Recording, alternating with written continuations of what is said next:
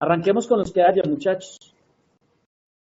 Esto lo vamos a grabar igualmente y se los compartimos a los que no puedan, no hay ningún problema. Aquí estamos de voluntad además. Daniel, Dani, hable. Angélica y Lisette, son el espacio de ustedes, el aula es de ustedes. Bien pueda. Dani.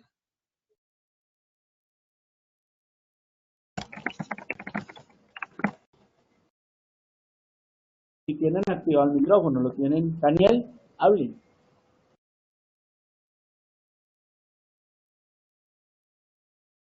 No se Pueden escucha. hablar ya, pero el problema es de ellos porque el resto lo estamos escuchando aquí todo. Sí, pero no ¿Cierto? escuchamos al grupo de Dani.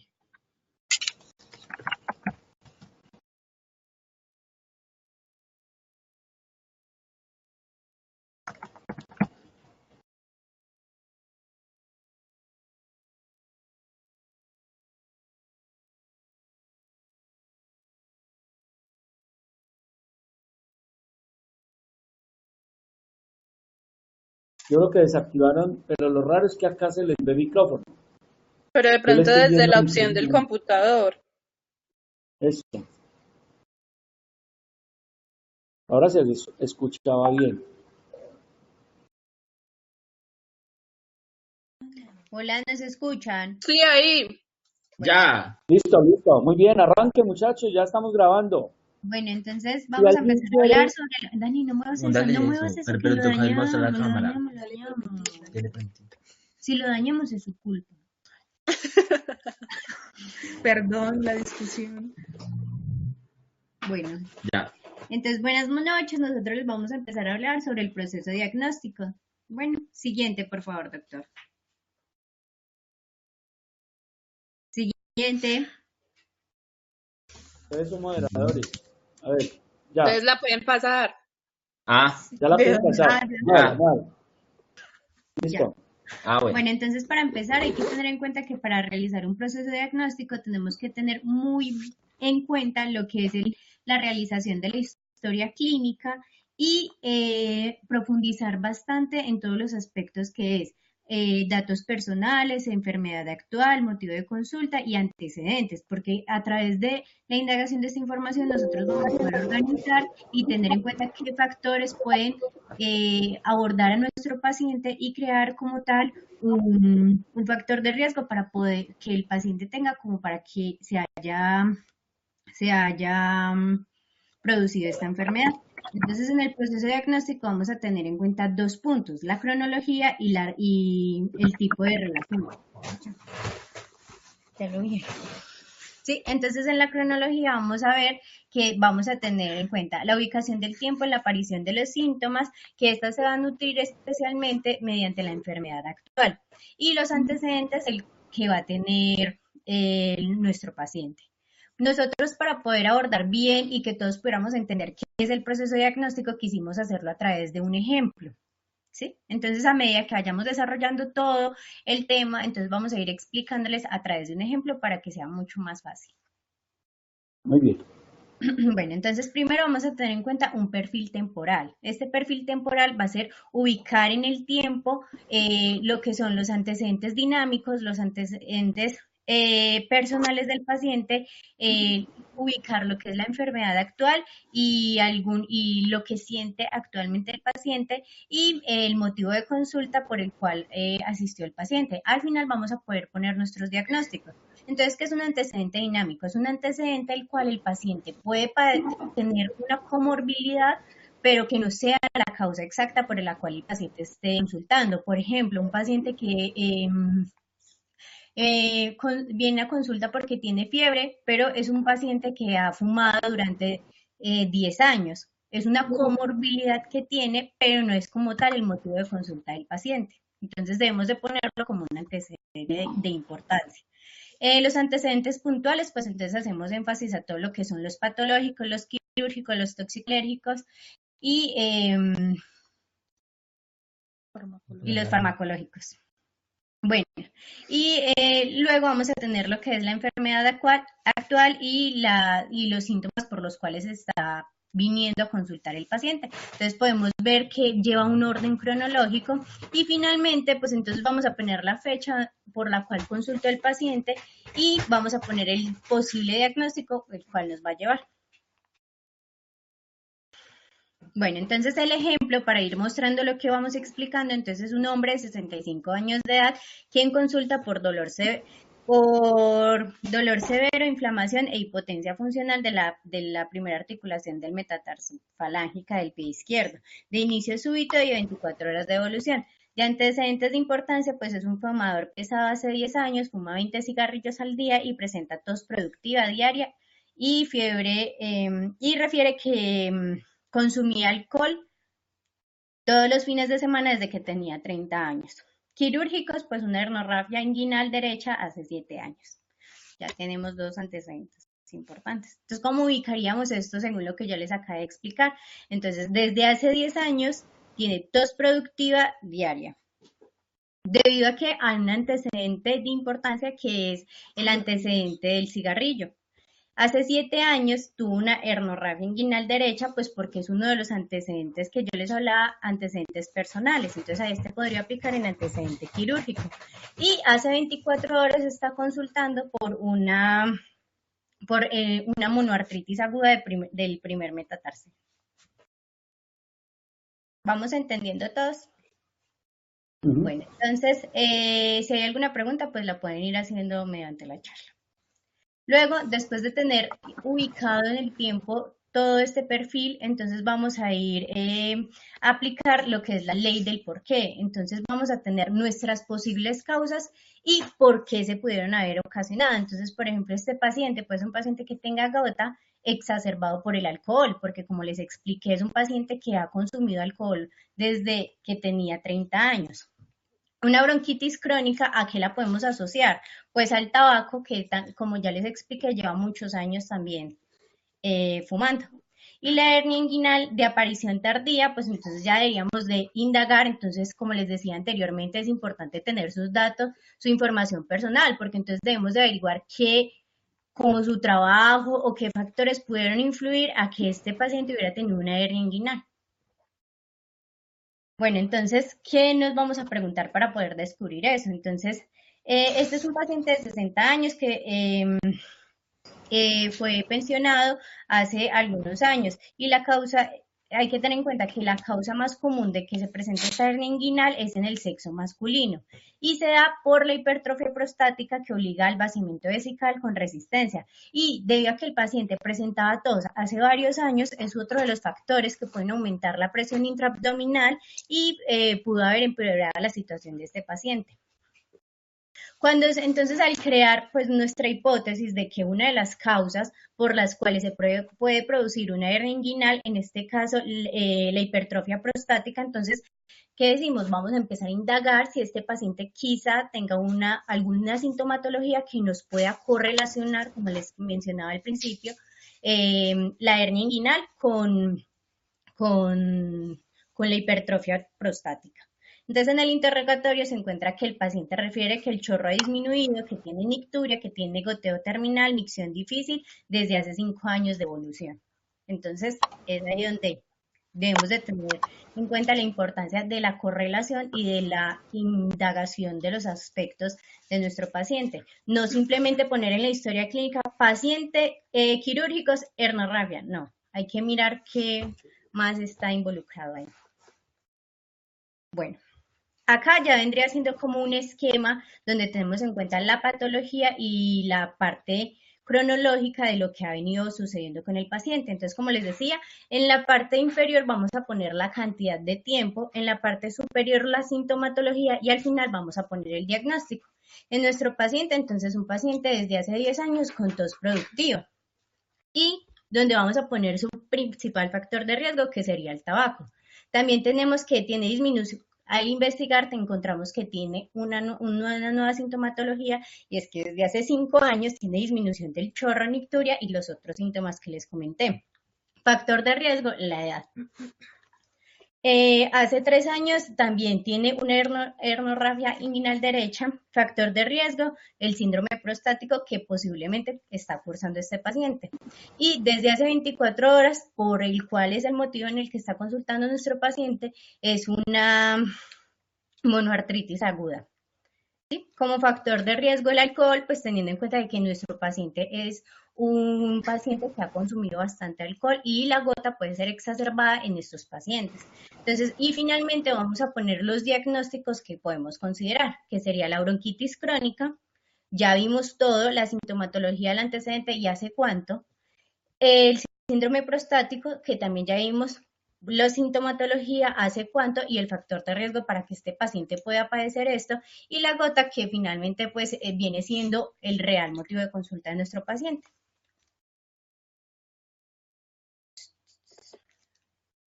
Bueno, esto es también un poco como el ejemplo, intentando correlacionar lo que serían nuestras patologías y teniendo en cuenta de que la bronquitis crónica pudo haber sido una sobreinfección y podría estar también cursando con esto. Para nosotros poder evaluar un paciente como estos debemos tener principalmente 3 pilares, que sería nuestro árbol diagnóstico. ¿En qué consisten estos 3 pilares? Principalmente en el interrogatorio, que es lo que yo les he venido hablando durante toda la charla, que es una excelente indagación frente a todo lo que se nos ponga al frente, no simplemente quedarnos en anotar antecedentes niegantes, no, indagar en todo lo que está pasando con el paciente. Segundo, una excelente exploración física y tercero, al tener nuestros posibles diagnósticos, ahí sí enviar las pruebas complementarias que son las que nos van a confirmar lo que nosotros ya debemos estar pensando. Siguiente. Listo, entonces como ustedes pudieron ver, Paula nos explicó algo como muy general de toda la historia clínica del paciente, entonces nosotros vamos a desarrollar como la división en los 3 pilares que ella mencionó. Entonces el primer momento que tenemos con el paciente, ¿cuál va a ser? Bueno, desde la inspección y todo esto, pero el interrogatorio en la entrevista. Tenemos que toda la indagación que nosotros hacemos en la enfermedad actual, más lo que también le está molestando al paciente, pero no hace parte de la enfermedad actual, como la revisión por sistemas, esto nos van a dar ciertos síntomas. Entonces quizás esto parezca como muy obvio o todo, pero uno en el proceso diagnóstico debe ser pues muy metódico para poder llegar a una solución. Entonces esto es lo que nosotros le queremos mostrar. Con la enfermedad actual más la revisión por sistemas, lo que tenemos es la indagación de varios síntomas. Lo que queremos con esto es que debemos coger un síntoma que sea como el que más moleste al paciente o el que se considere más serio para él, lo vamos a tomar como un síntoma cardinal. Este síntoma cardinal vamos a hacer como una analogía con un árbol. Entonces, ese síntoma cardinal va a ser el tronco del árbol. ¿Por qué? Porque pues es lo que más le molesta al paciente en este momento y es lo que nosotros consideramos que es más grave como tal, ¿cierto? Entonces, este síntoma cardinal va a ser el tronco del árbol y generalmente como que va a coincidir con el motivo de consulta. Siguiente, por favor. Ay, pero esto no da la selección como de ir pasando las animaciones, ¿cierto? No es dinámica, es estática. ¿Cómo hago? Bueno, es que no se puede ver como muy bien, pero ya les voy a explicar. Entonces tenemos el árbol y lo que vamos a hacer es mirar si todos esos síntomas, el síntoma A, el síntoma B, el síntoma C, tienen alguna relación con el síntoma cardinal, ¿cierto? Que es el tronco. Si sí va a tener una relación con el síntoma cardinal, pues se va a colocar también en el tronco, pero si este síntoma no tiene ninguna relación, se va a abrir una nueva rama, que nos puede ayudar a buscar otro posible diagnóstico. Entonces aquí pues no se puede ver muy bien, pero hacemos como un esquema del concepto. Entonces digamos que el tronco es el síntoma A, el síntoma B no va a tener ninguna relación con el síntoma A, entonces no va a estar en el tronco y va a abrir otra rama, y el síntoma C sí la va a tener, entonces va a estar en el tronco. Entonces en la imagen que ustedes pueden ver ahí, hagamos de cuenta que donde está el síntoma A y el síntoma C es el tronco, ¿cierto? Y como el síntoma B y el síntoma D no tienen nada que ver con el síntoma A y el síntoma C, pues van a abrir nuevas ramas. Ahora sí la puede ir pasando. Listo. Bueno. Esto también era como más interactivo, pero ya les voy a explicar mejor. Acá vamos a tener un ejemplo que es una paciente femenina de 32 Felipe, años ya de edad. eres moderadora. Ya, coge la flecha tú. No, Mueve ya. Me molestaba, pues me importaba más que vieran como el anterior, pero ya se los expliqué y pues si no pero les va ya puedes quedando claro, ya eres moderadora, tranquila. ¿Listo? listo.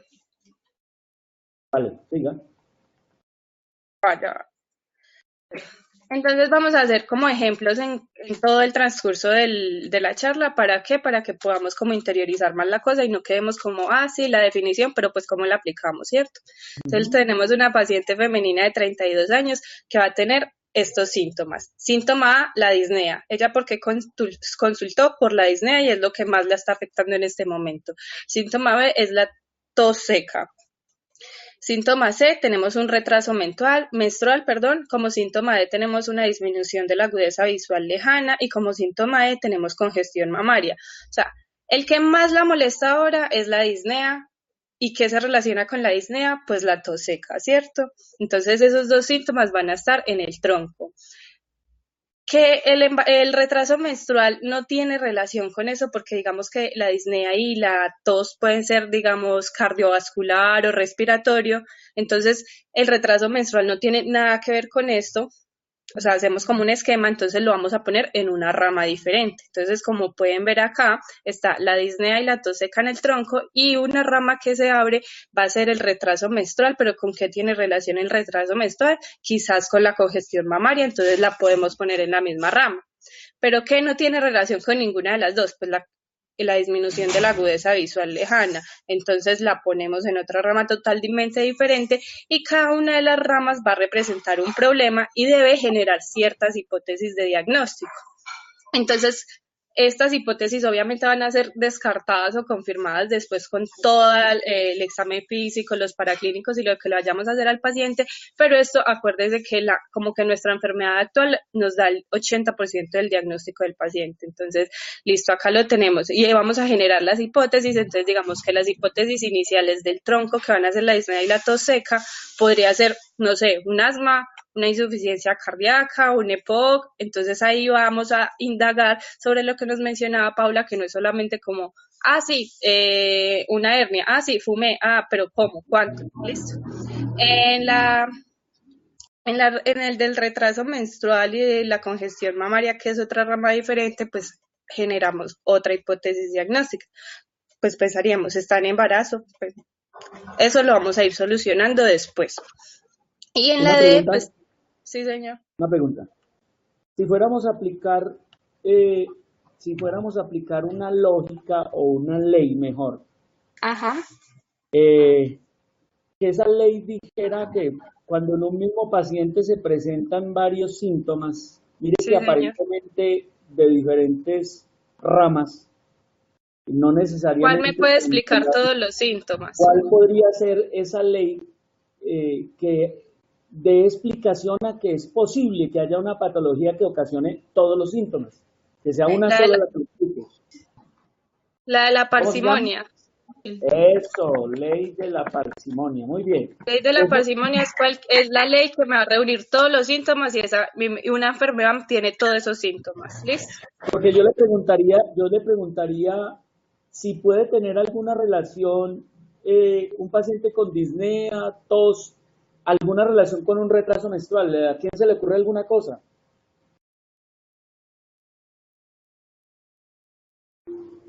¿Qué se les ocurre? Como para tratar de... ¿Algún problema de la tiroides? ¿Un hipotiroidismo? ¿Y qué relación hay entre hipotiroidismo, disnea, tos, retraso menstrual? Pues entre retraso menstrual y disnea sí puede existir una relación. De pronto ahí lo que quedaría inconcluso sería la tos seca. Entonces, mire la secuencia. Alguien que me ayude con la secuencia, que eso es lo que vamos a hacer dentro de 2 semanas. Ayúdeme con la secuencia. Está muy bien pensar en que de pronto haya un hipotiroidismo. Y ese hipotiroidismo, ¿cómo explica la disnea? ¿Cómo explica la tos? ¿Y cómo podría explicar? Claro, el retraso menstrual tiene una relación directa. Los pacientes hipotiroideos son oligomenorreicos, son amenorreicos, tienen un problema de la libido, ¿sí? Entonces acuérdense, ayúdenme. Hipotiroidismo, ¿qué relación hay entre hipotiroidismo y cardiovascular? ¿Los pacientes hipotiroideos hacen qué? Taquicardia no. No, al contrario, son bradicárdicos. Son bradicárdicos. Entonces, Entonces ojo, no explicaría. sí, miren, el hipotiroidismo puede llevar a una cosa que llama un corazón mixedematoso. El hipotiroidismo per se puede producir un problema de hipertensión arterial, cardiopatía hipertensiva, pero también cardiopatía mixedematosa.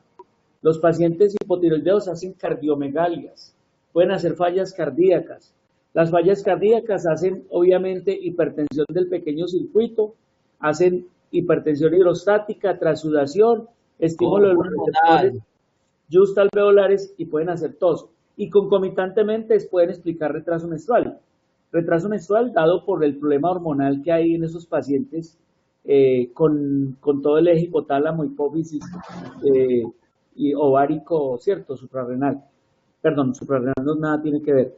Pero sí ve que como de alguna manera uno puede explicar cosas. O sea, si quisiera explicar los problemas oculares, alguna relación, un problema ocular con todo lo que estamos hablando,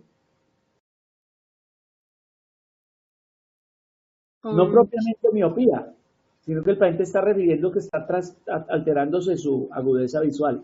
Si uno quisiera explicar cosas, ¿no? Estoy diciendo si quisiera explicar cosas. Recuerde que los pacientes que hacen eso que estamos hablando, que hacen una falla cardíaca, esos pacientes están hipoperfundidos. Y la hipoperfusión es a todo nivel. La hipoperfusión puede ser a nivel intestinal, la hipoperfusión puede ser a nivel cerebral, la hipoperfusión puede ser a nivel ocular. Eso como para tratar de explicar la ley de la parsimonia si quisieran no ver que hay relaciones causa-efecto. ¿Sí? Pero no necesariamente, o sea, no puede haber un sesgo, porque acuérdense que empiezan a ver los sesgos de impresión. Yo no me puedo casar absolutamente con eso, sino que puedo pensar que hay cosas también que se están asociando, ¿cierto? O sea, que la miopía es una cosa, que el trastorno menstrual es otra, y que la tos y la disnea podría, lo que usted dijo, puede ser un arma, y ninguna relación puede tener con lo otro. ¿Listo? Vale. Listo. Bueno. ¿Todos van bien o tienen preguntas? El siguiente.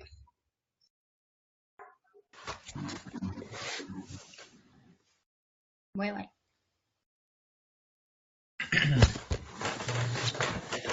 Bueno, entonces como habíamos dicho, tenemos planteado 3 momentos, los cuales van a ser de vital importancia, seguirlos paso a paso. El segundo momento consiste en el examen físico, el cual no podemos realizar si no hemos hecho una buena interrogatoria al paciente, si no tenemos un lugar, como lo habíamos visto anteriormente, un tronco en el cual podemos sacar las ideas de lo que queremos ver. ¿Podrías pasarlo, Liz, por favor? Claro. Es que no, ya no soy moderador. Bueno. Ya te voy a dar la función de moderador, Daniel. Bueno. Vale, ya. Bueno, entonces, las características que tiene el examen físico es, lo más importante es que este sea un examen físico detenido y completo. Hay que buscar los signos que soporten las interrogatorias que tiene nuestro paciente y lo que hemos logrado extraer de la información que él nos ha brindado en la entrevista, y se deben buscar hallazgos que orienten alguna posibilidad diagnóstica. En este examen físico no puede ser solamente como pasar al paciente, mirarle el corazón, los pulmones, chao, no, uno tiene que ser de manera cefalocaudal, hacerlo buscando no solamente signos que si viene consultando porque tiene tos, no solamente buscar esto, aunque debemos hacer gran énfasis en esto y en todo en el sistema cardiopulmonar. Entonces, en esto tenemos que utilizar todo lo que hemos visto en semiología, que es inspección, palpación, percusión y auscultación, dependiendo del lugar donde lo tengamos que realizar. En esto va a se organizará en el tronco y en las ramas que estén relacionadas con este. Si hay alguna rama en la cual no encaja entonces hay que buscar nuevas ramas. Como hemos visto, todo esto es un árbol. Entonces tenemos que tener nuestra base principal, luego las ramas que nos van a direccionar y si no encaja nada lo que encontremos. Por ejemplo, el paciente viene y consulta por una patología pulmonar como una tos de 15 días de evolución, pero nosotros encontramos en el examen físico que tiene también un soplo a nivel cardíaco, entonces también tenemos que abordar eso y buscarle su posible, pues para brindarle un mejor tratamiento.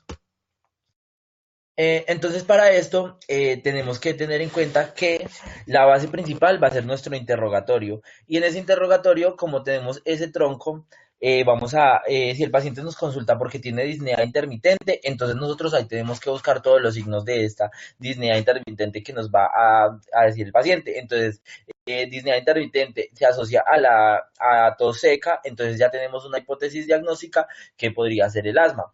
Entonces, ahí tenemos como en la parte del interrogatorio. También el paciente, entre las ramas que habíamos visto anteriormente, tenemos que tiene un retraso menstrual, que tiene molestia mamária bilateral y tenemos como hipótesis un embarazo. Y también disminución de la agudeza visual y tenemos como una hipótesis la miopía.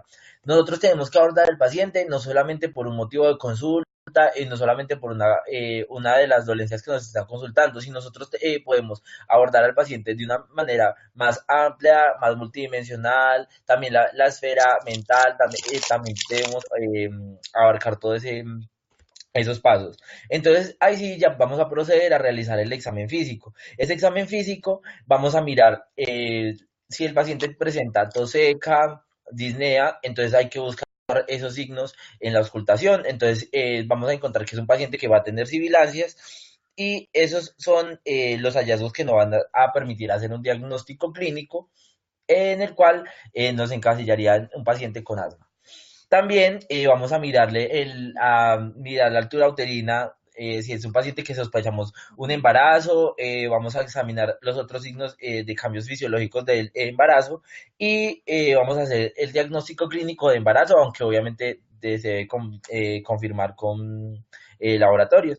Y también, como les mencionaba anteriormente, estábamos enfocados en un tema particular que era que el paciente había consultado por disnea, retraso menstrual y hay disminución en la agudeza visual. Pero nosotros haciendo un examen físico general vamos a encontrar que el paciente se encuentra con un soplo mitral sistólico.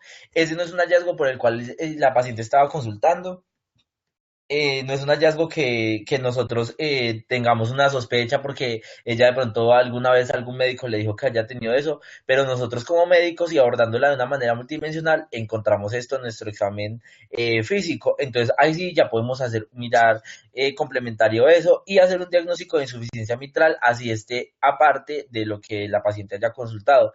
Y la miopía, pues con la agudeza, disminución de la agudeza visual, se hace el diagnóstico. El examen físico solamente nos va a ser confirmatorio porque en el momento de realizar la anamnesis ya nosotros debemos tener enfocado todo nuestro diagnóstico. Simplemente el examen físico nos va a servir como para hacer una confirmación de este y para abordar de una mejor manera al paciente y buscar otros signos concomitantes o signos aislados que puedan pues, tener nuestro paciente.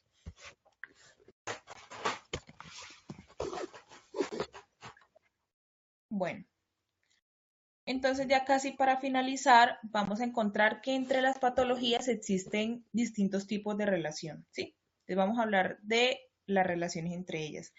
La primera es una relación de causalidad. Entonces, ¿cuándo hay una relación de causalidad? Entonces, cuando una de ellas es factor de riesgo para que se produzca la otra. Entonces, por ejemplo, un hombre de 70 años con prostatismo predispone a que pueda sufrir de infecciones del tracto urinario, ¿sí? La relación de co-causalidad es cuando dos enfermedades pueden condicionar a la aparición de una tercera. Entonces, por ejemplo, una persona que tiene diabetes, que tiene hipertensión, y esto subsecuentemente conlleva a enfermedad renal crónica. Y la relación de descompensación es cuando una patología puede alterar o puede cronificar o puede descompensar a otra. Entonces, tenemos el ejemplo de una persona con falla cardíaca, pero adicionalmente le da una anemia. Entonces, descompensa la falla cardíaca. También tenemos la relación de enmascaramiento, que esta es como las más peligrosas y las más difíciles para nosotros en cuanto a hacer el diagnóstico. Entonces es una patología que restrinja, por ejemplo, es una patología que puede ocultar a otra y eso se presenta muy comúnmente. Entonces, por ejemplo, una persona que tenga problemas para la movilidad, para la marcha, puede estar enmascarando una insuficiencia arterial periférica. ¿Por qué? Porque ese paciente todo el tiempo va a referir dolor de miembros inferiores, él va a referir que tiene dificultades para la marcha y pues como sabemos los problemas de tipo arterial simulan o se pueden camuflar con este tipo de sintomatologías. También tenemos las patologías con asociación descrita. Entonces, al aparecer una, subsecuentemente aparece la otra. Entonces tenemos, por ejemplo, la acanthosis nigricans, que está relacionada con el síndrome metabólico. Y las patologías independientes, que pues estas sí no se relacionan, que es muy difícil encontrarlas, porque la mayoría, como sabemos, tienen relación con todo, pero entonces estas son las que no tienen ninguna relación ni en cuanto a la evolución, ni en cuanto al curso, con otros tipos de síntomas, ni con otras patologías. Y tenemos adicionalmente, entonces, las consideraciones terapéuticas y las interacciones medicamentosas, que pues eso ya es algo fundamental, sin embargo, no hace parte del proceso diagnóstico, pero es importante tenerlo en cuenta. Entonces, al momento de considerar la parte terapéutica, es importante que los beneficios deben superar los riesgos, ¿sí? Tenemos que tener en ese caso en cuenta otras comorbilidades, quizás el paciente se está tomando un medicamento, yo le voy a colocar otro y van a hacer algún tipo de interacción medicamentosa, entonces yo tengo que sopesar esos riesgos y esos beneficios. Siempre es importante utilizar la dosis más baja, ¿sí? Muchas veces queremos como atacar con toda la enfermedad, pero pues sabemos que debemos ir en escalonamiento. Siempre decirle al paciente que no se automedique. Y formular el menor número de medicamentos también es supremamente importante. Debemos indagar sobre antecedentes de reacciones adversas en el paciente, tener en cuenta las contraindicaciones y la respuesta individual de cada paciente a un medicamento. También es importante conocer los antecedentes farmacológicos del paciente y tener en cuenta la interacción con otro tipo de sustancias, por ejemplo, si el paciente fuma, si el paciente toma alcohol. Entonces nosotros pues queríamos, cada uno de nosotros como realizar como unas conclusiones con respecto al tema. Por ejemplo, al inicio cuando Paula hablaba vemos que mostramos como muchos esquemas durante la exposición. Es importante tener en cuenta que eso es más que todo un esquema mental, porque en la realidad, en la consulta, pues no nos vamos a poner a dibujar la flechita, Claro. sino que debemos llevar eso como, eso se llama como algún tipo de introspección, o sea, como llevar eso a un esquema mental y tener en cuenta lo importante es siempre colocar entre paréntesis el tiempo de evolución de la patología. Así pensemos que no tiene relación. Entonces, por ejemplo, asma a los 5 años, o sea, siempre es importante colocar la edad, el inicio de esa enfermedad y hasta a veces es importante colocar cuándo concluyó, porque hay personas que son asmáticas y a la edad de 30 años todavía siguen siendo asmáticas. Entonces, intentar colocar el inicio y, si es posible, la finalización de los síntomas. Y el desencadenante. ¿Ustedes qué más quieren decir para concluir? Nada más. ¿Qué otro aspecto es importante? Por ejemplo, con respecto a al árbol, a las ramas. Realmente, o sea, uno se da cuenta que la asociación que uno puede hacer entre los síntomas, eso es como algo que se va aprendiendo de forma muy empírica. Es muy difícil al principio, sin uno conocer tantas patologías, poder como llegar a un diagnóstico. Entonces, eso también es supremamente importante, el conocimiento previo que tiene uno de las enfermedades. Porque si uno no tiene unas bases sólidas, pues uno nunca va a poder hacer un diagnóstico, porque si uno no lo conoce, pues nunca lo va a poder asociar. Esas serían como las raíces de ese árbol, los conocimientos que nosotros como clínicos podamos tener para orientarnos así con lo que nos diga el paciente, con lo que podemos encontrar en los hallazgos al examen físico y con el tratamiento que le podamos dar, porque pues igual nosotros sabemos que sí existen muchos medicamentos para ciertas patologías, pero nosotros debemos abordar a los pacientes de una manera individual, cada uno conociendo sus comorbilidades, conociendo la interacción del medicamento que tenga para esto, si el paciente es alérgico o no, entonces eso es lo más importante.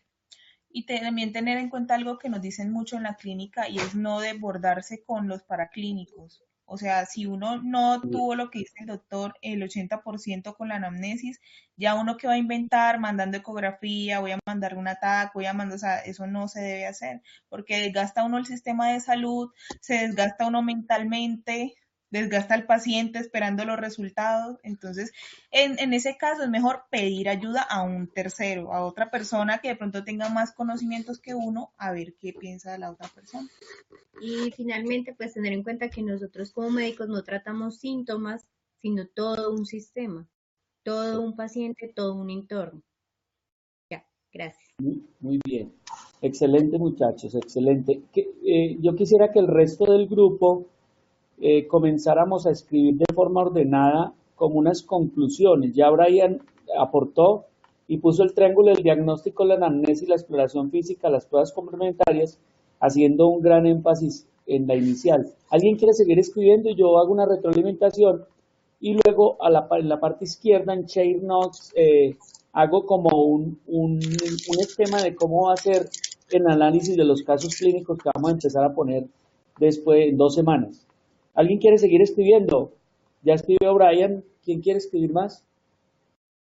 Lo hacemos de forma ordenada. Cada uno aporta como unas conclusiones a lo que expusieron los compañeros y lo que yo expuse la vez pasada.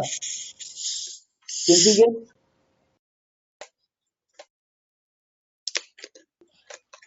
Muchachos, Diana Carolina, Edgar José, Laura Rojas, Mayra Cano, Natalia Andrea, Daniela Gutiérrez. ¿Quién más quiere escribir? Vanessa.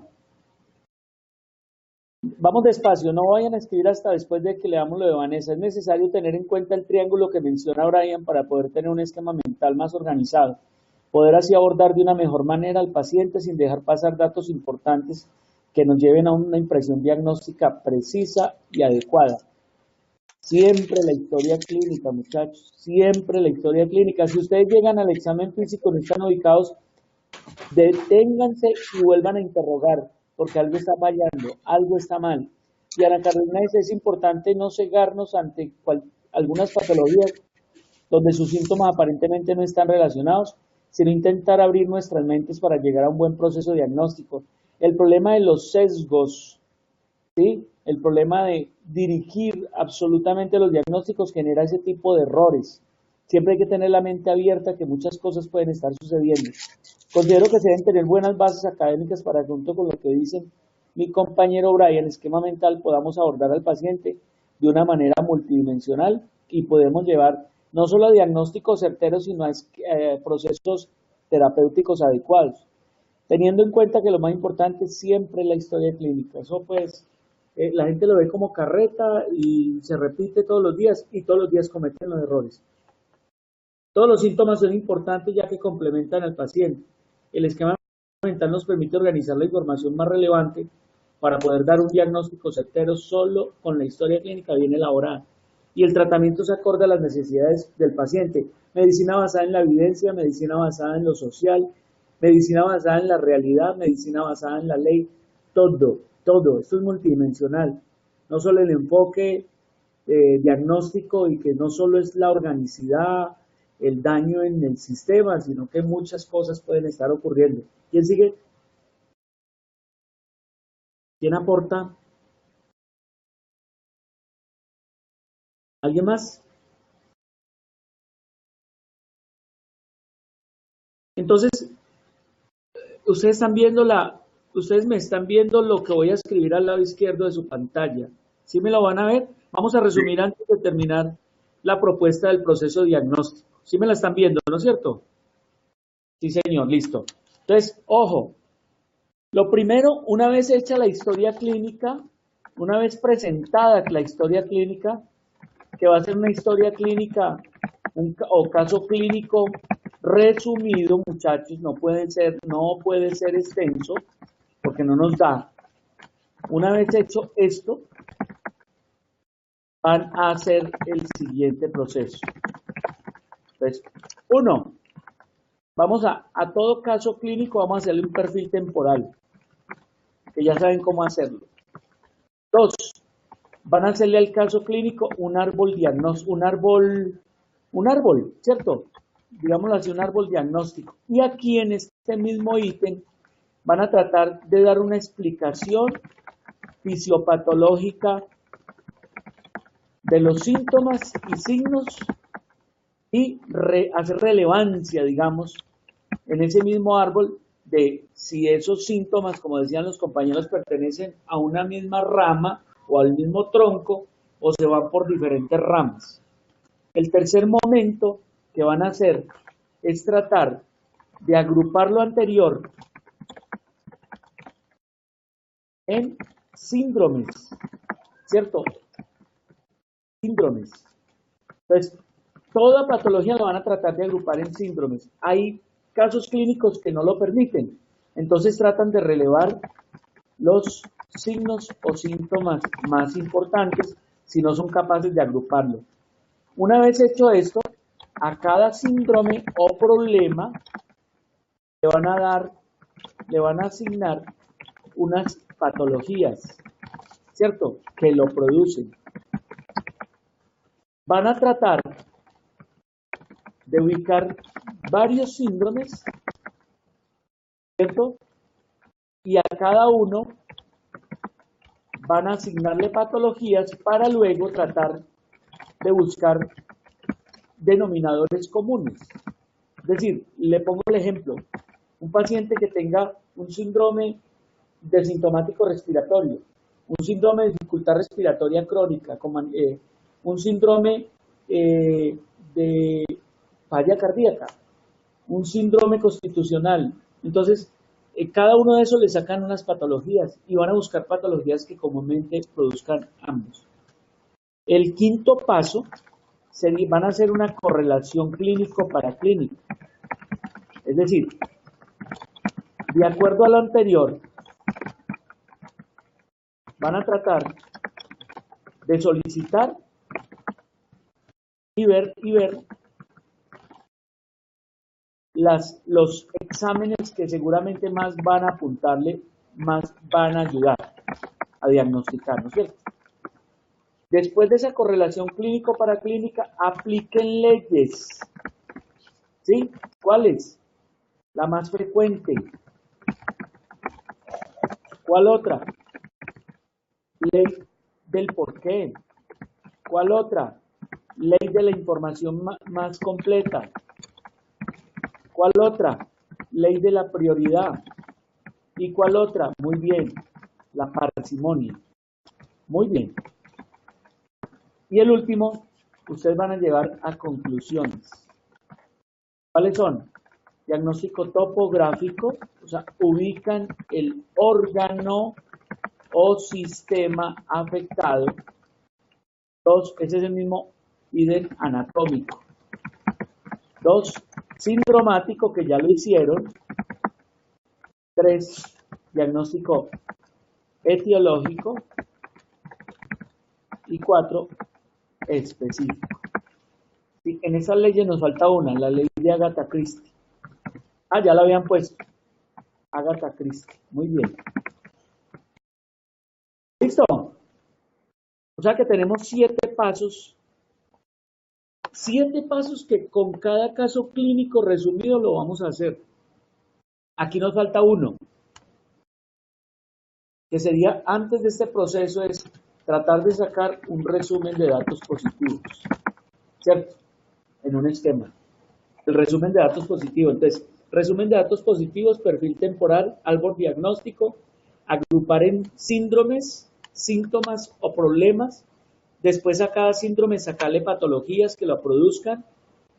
Acuérdense que en el árbol diagnóstico vamos a tratar de dar explicación fisiopatológica del síntoma, ¿cierto? Y después nos vamos A, correlación clínico-paraclínica, luego aplicamos leyes y por último conclusiones. Eso lo vamos a hacer con todos los casos que a partir de 2 semanas vamos a empezar a tener. Y yo ya tengo una propuesta del caso que les asigné a Laura Llano, que es un caso de, vamos a hacerlo con mi hermana, tenemos un caso ahí que está en proceso. Bueno, esa capacidad de amortiguamiento, autoorganización, yo sí la había propuesto para la historia multidimensional, pero no la metamos acá.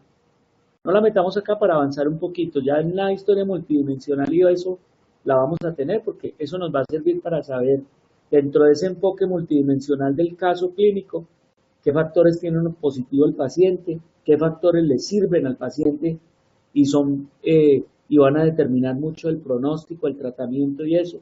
Entonces digamos que no, vamos a hacer lo que acabamos de proponer acá. Entonces, ¿les parece, muchachos? ¿Les parece bien? ¿Consideran que se puede hacer otra cosa? ¿Consideran otro aporte? Bienvenidos, siempre bienvenidos los aportes. Los vi muy juiciosos, los veo muy juiciosos, por lo menos a estos 13, 14 personas que siempre participan. Entonces, ¿alguien tiene otro aporte o lo podemos dejar ahí? Son las 10:49, mire, demoramos 45 minutos prácticamente. Me parece que el tiempo es productivo, espero que lo estén disfrutando y lo estén aplicando después y lo van a aplicar más cuando empecemos a ver un caso clínico cada semana hasta la última semana. Va a ser muy efectivo. Sí, la presentación muy buena, muchachos. Felicitaciones. Vamos a calificar entonces la clase. Lo mismo. Vamos a calificar lo mismo. Califiquémosla. Ya todos saben que A es 1 y E es 5. Perfecto. Hay un grupo que tiene 3, o sea que somos más o menos 3 estudiantes. Están sacando 5 y yo pienso que en general va muy bien. A mí realmente, como les he dicho, la nota no me estresa. Yo les tengo que sacar alguna nota, pero eso es lo que no es lo que me estresa. Me preocupa de pronto esas 3, 4 personas que están faltando siempre, pero miramos a ver qué vamos a hacer con ellos. Bueno, faltan 2 para calificar. Pero hay un grupo que seguramente, pues ya están todos. Bueno, sacaron 5 muchachos, muy bien. Felicitaciones a todos entonces.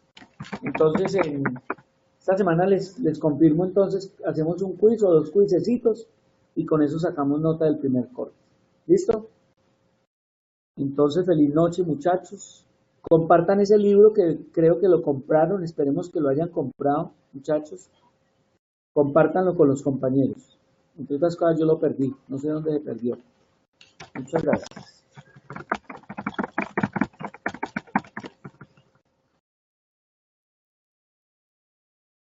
¿Listo? Muy bien. Feliz noche a todos.